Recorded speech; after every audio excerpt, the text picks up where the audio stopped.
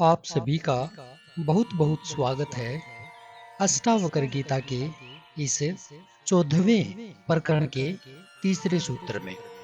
इस सूत्र में राजा जनक जी कह रहे हैं, साक्षी पुरुष परमात्मा ईश्वर आशा मुक्ति तथा बंध मुक्ति, इनके जान लेने पर मुझे मुक्ति के लिए चिंता नहीं है। क्या क्या जान लेने के बाद?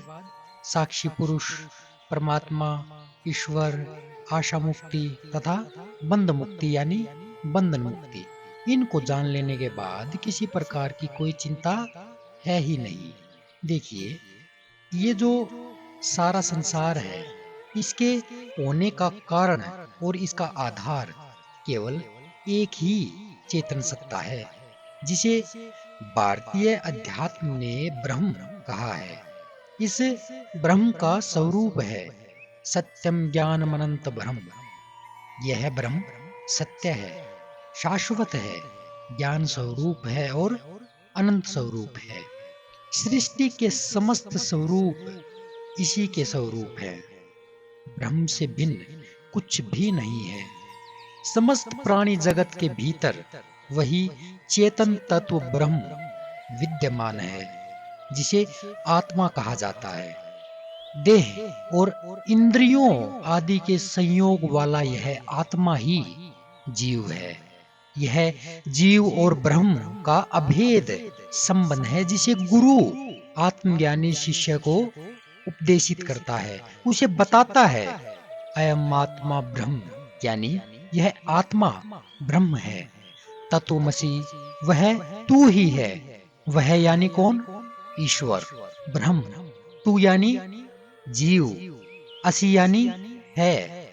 ये महावाक्य हैं जो जीव और ब्रह्म के अभेदता का बोध कराते हैं। शिष्य को उनका बोध हो जाने पर वह कहता है, अहम ब्रह्मास्मि, मैं ब्रह्म हूँ, मैं वही तत्व हूँ जिससे यह सृष्टि बनी है। ब्रह्म सर्वज्ञ है और जीव एक देशीय एवं अल्पज्ञ है।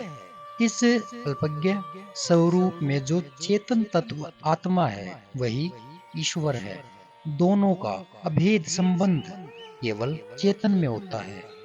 इस अभेदता को जिसने जान लिया वही मुक्त है। उसे मुक्ति की न साधना करनी पड़ती है, न उसकी चिंता ही करनी पड़ती है। इसलिए जनक कह रहे हैं कि शरीर स्थित देह इंद्रियों आदि का साक्षी पुरुष यह जीव ही आत्मा है।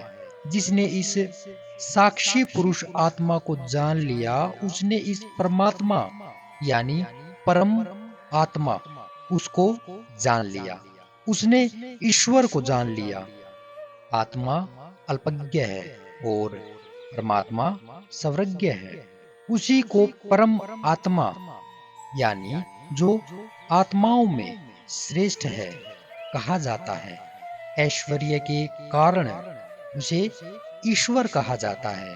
अतः इस साक्षी पुरुष आत्मा और परमात्मा व ईश्वर में अभेद संबंध है। जिसने इस अभेद संबंध को जान लिया, वह प्राणी आशाओं से, बंधनों से और चिंताओं से मुक्त रहता है। उसे फिर कोई भी चिंता नहीं घेरती। जनक को ऐसा अभेद संबंध ज्ञान हो जाने से ही वे कहते हैं कि इस साक्षी पुरुष परमात्मा ईश्वर के अभेद संबंध को जान लेने से मैं आशा रहित और बंध मुक्त हो गया हूँ। किसी प्रकार का कोई बंधन नहीं रहा, इसलिए अब मुझे मुक्ति की चिंता नहीं है। मुक्त तो मैं था ही, बंधन का जो ब्रह्म था वह मिट गया, जिससे मैं शांत होकर स्थित हूँ। इस सूत्र का सार है आत्मा और परमात्मा के अभेद का ज्ञान। यही ज्ञान की परम स्थिति है। जो दोनों में भेद देखते हैं, परमात्मा को आत्मा से भिन्न समझते हैं, वे द्वैतवादी धर्म है। जो आत्मा आत्मा में भी भिन्नता देखते हैं, वे आत्मा के नाम से जीव की ही व्याख्या कर रहे हैं। उन्हें चेतन आत्मा का ज्ञान नहीं हुआ है। जनक कहते हैं यह अद्वैत का अनुभव ही ज्ञान की अंतिम अनुभूति है। मैं आशा कर रहा हूँ कि आप मेरे साथ साथ चल रहे होंगे।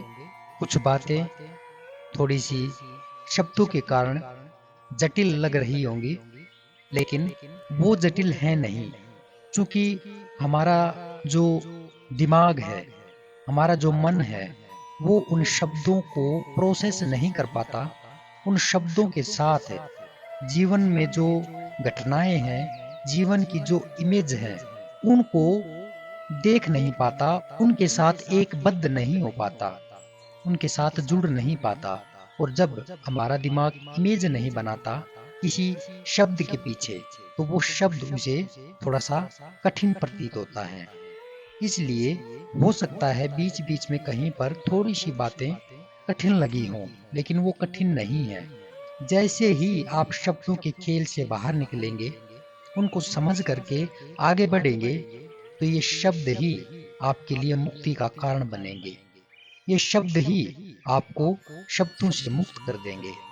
इसी आशा के साथ मैं यह अष्टावक्र गीता आप सभी के समक्ष लेकर के आया। इसी के साथ अगले सूत्र में कल हम फिर मिलेंगे। तब तक के लिए नमस्कार।